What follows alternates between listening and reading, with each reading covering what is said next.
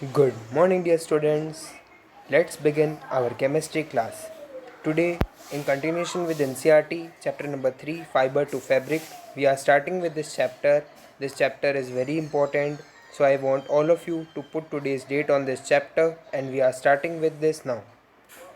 Paheli and Bujo won the first prize in a science quiz competition held at their school. They were very excited and decided to use the prize money to buy clothes for their parents. When they saw a large variety of cloth material, they got confused.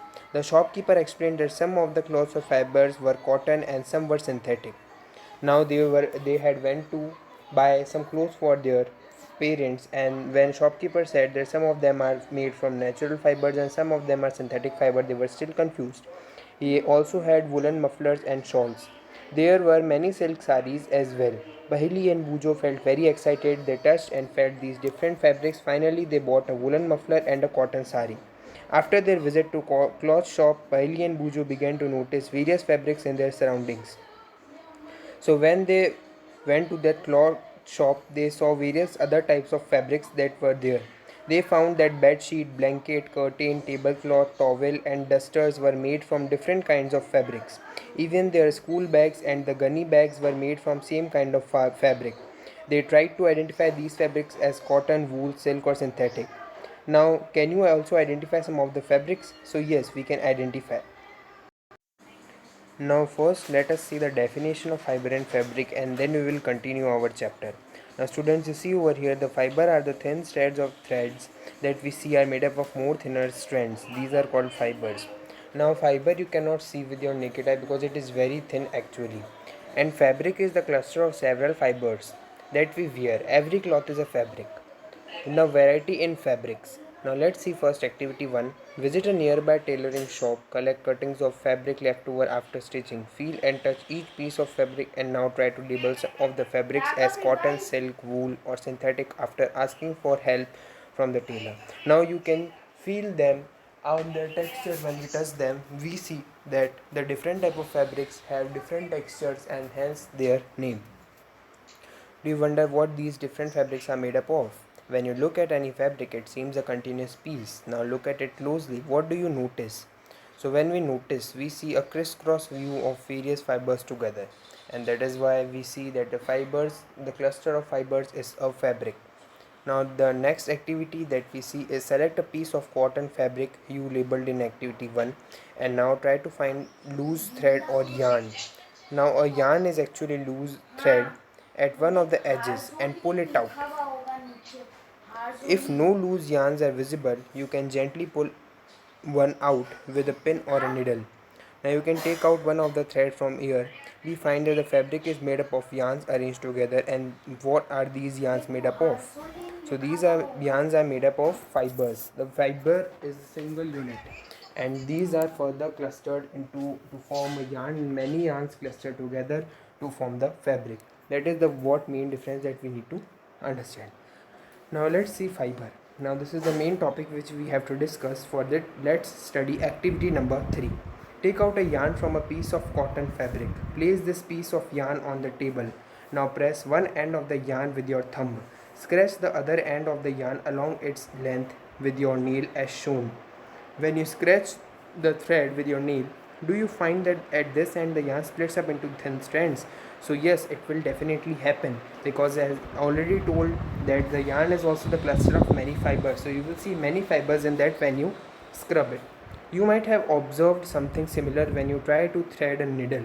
Many a time the end of the thread is separated into few thin strands because that the thread which you use for needle and stitching purpose is also a yarn. It is not actually a pure fiber. Many a time the end of the thread is separated into few thin strands and this makes it difficult to pass the thread through the eye of the needle. And the thin strand of the thread that we see are made up of small thinner strands. These are called fibers. So as already told that fibers together form yarn and yarn together form fabric.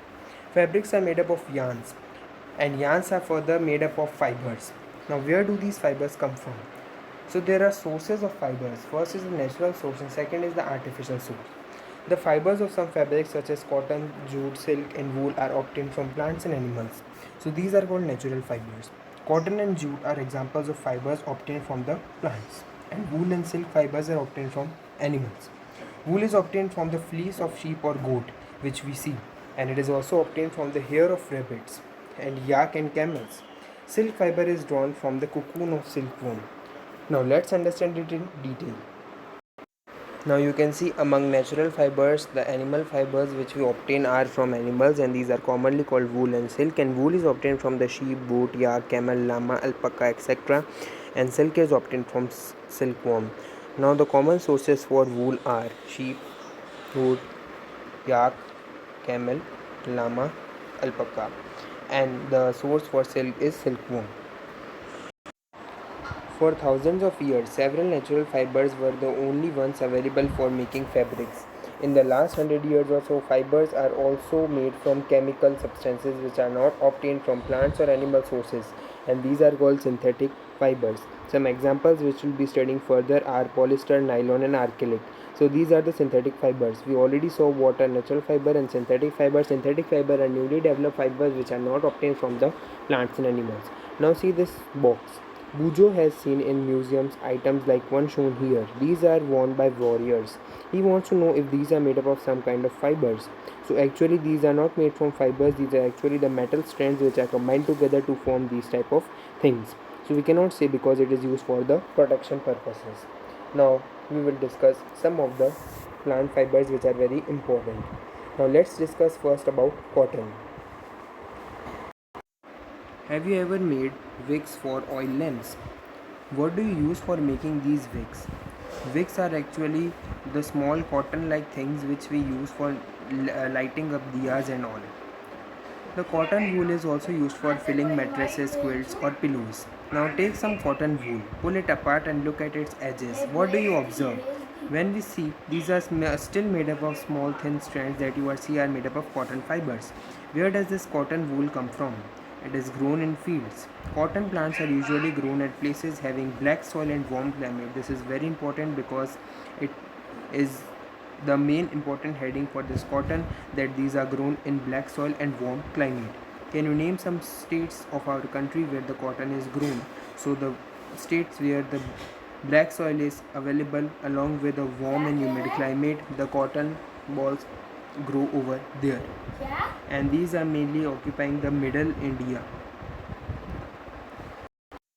Now children, you can see over here that the middle central India has black soil in it, and here the cotton crop grows well because it has black soil as well as warm and humid climate.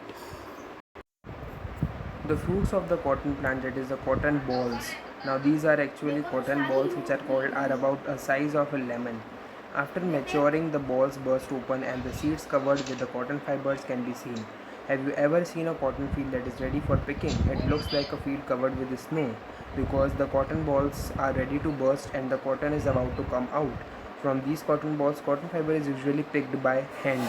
Fibers are then separated from the seeds by combing, and combing is a procedure which is also called ginning of the cotton, in which the fibers and seeds are separated. This is an important definition. Ginning was traditionally done by hand. These days machines are also used for ginning. This is the first important heading, that is cotton. Now let's discuss jute. Jute fiber is obtained from the stem of the jute plant and it is cultivated during the rainy season. And in India, jute is mainly grown in the parts of West Bengal, Bihar, Assam, and the jute plant is normally harvested when it is at the flowering stage. The stems of the harvested plants are immersed in water for a few days and the stems, rod and fibers are separated by hand. So this is all about jute. That the jute fibers are actually, we get jute from the stem of the plant. Like in the cotton we get it from the fruit, and similarly in jute we get it from the stem of the plant, and basically the jute is grown in the parts of West Bengal, Assam, Bihar, which is in the East India, and these are harvested in the flowering stage. These are all the important points you need to underline and you need to mark it as your answers, which you have to write it in your copies. To make fabrics, all these fibers are first converted into yarns, and how is it done? So this procedure we are going to discuss tomorrow in detail. That's all for the day. Thank you and have a nice day.